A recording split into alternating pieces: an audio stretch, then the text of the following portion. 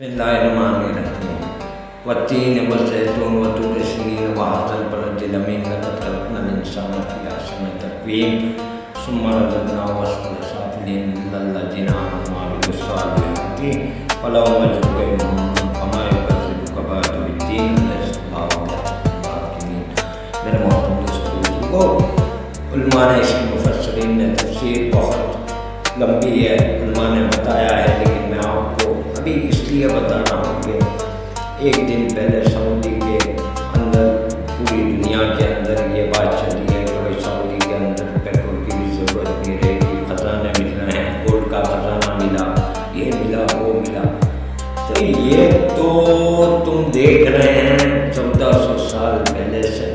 اس سے پہلے تھوڑا چلا جاؤ، میرے دادا ابراہیم علیہ السلام کی دعا تھی جب مکہ تعمیر کیا، مکے کے اوپر ایک اینٹ آپ نے اور آپ کے بیٹے اسماعیل نے رکھی تو اللہ تعالیٰ کا حکم تھا کہ تم گھر کو تعمیر کرو. تو ابراہیم علیہ السلام کی دعا تھی کہ اس کے اندر زیتون بھی دے اللہ تعالیٰ، پیٹرول بھی دے، اس کے اندر کھجور بھی دے کہ دنیا کے لوگ چل کر آئے اور حج کے لیے بھی آئے. ابراہیم علیہ السلام کو اللہ تعالیٰ نے کہا کہ دو تکبیر دو، یعنی تکبیر دو، لبیک کو لبیک کو لبیک کو، پوری دنیا تمہاری آواز سنے گی. اللہ تعالیٰ کیسے سنے گی؟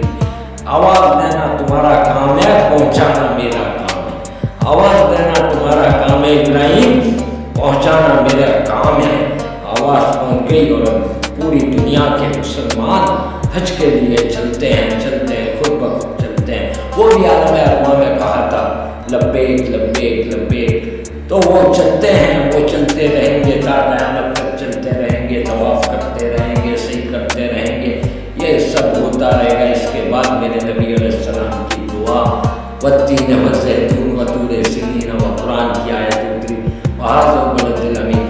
تو دیکھو پوری دنیا کے اندر کہیں بھی افراتفری ہے، لیکن مکہ کے اندر امن و سکون و اطمینان ہے. اور یہ جو کچھ مل رہا ہے وہ دعا ہے، میرے نبی کی دعا، عالم کے نبی کی دعا اور ابراہیم علیہ السلام کی دعا سے. وہاں تو خزانے کیا، دنیا کی ہر چیز مل رہی ہے، سوئی سے لے کر گولڈ تک خزانے. اگر آپ جا کے آئے ہو، میں جا کے آیا ہوں، مجھے پتا ہے کہ نماز کا وقت ہوتا ہے تو پوری گولڈ مارکیٹ بھی کھلی رہتی ہے. یہ طریقہ ہے، سنت رسول کا طریقہ انہوں نے اختیار کر رکھا ہے. بس بشرطے کہ ہمیں چاہیے کہ ہمارے تو گولڈ کے تو خزانے ہیں اور خزانے نکلتے رہیں گے. یہ دعا ہے نبی کی اور دادا کی دعا ہے، تو اس کا اثر ملتا رہے گا. ہمیں چاہیے کہ اس باتوں سے کوئی تعجب کرنے کی ضرورت نہیں ہے. ہم کو تو سب پتہ ہے، ہم کو تو قرآن میں بتا دیا گیا ہے آگے کیا ہو گیا، پیچھے کیا ہونے والا ہے، ابھی کیا چل رہا ہے اور بعد میں کیا ہوگا.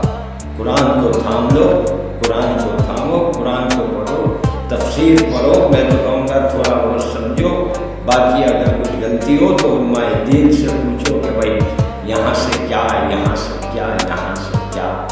پوچھتے نہیں، ہم نے پوچھا ہی نہیں تو زندگی بھر یا تو چکن ٹکا کے فراق میں ہی رہے، تیری میری تیری میری خالی میری تیری میری خالی میری. وہ کیا کر رہا ہے، وہ کیسے آگے بڑھ گیا، وہ کیوں کر رہا ہے، اس میں ہی زندگی گزارتی اور زندگی گزر رہی ہے. ارے کھانا کپڑا روٹی مکان یہ کام ہمارا نہیں ہے، ہمیں تو خلیفہ بنا کے بھیجا تھا دنیا کے اندر کہ ایک اللہ کی پہچان کرو.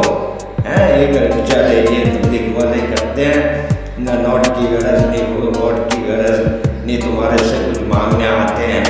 بس وہ تو کہتے ہیں بھائی کلمہ پڑھ لو، سیدھے راستے پر آ جاؤ، نماز پڑھو، یہ کرو، سنت شریعت کے حساب سے زندگی گزارو. تو کیا ہے بھائی، مختصر وقت کے اندر مختصر باتیں بہت اہم بتائی ہے. اب اس ویڈیو کو تو لائک کرو، سبسکرائب کرو اور چینل کو، ویڈیو کو شیئر کرو، جتنا ہو سکے شیئر کرو. امت محمدیہ شیئر. جزاکم اللہ خیر. ایسے اسلامی ویڈیو آتے رہیں گے. دعاؤں میں یاد، اس گنہگار کو بھی یاد رکھیں.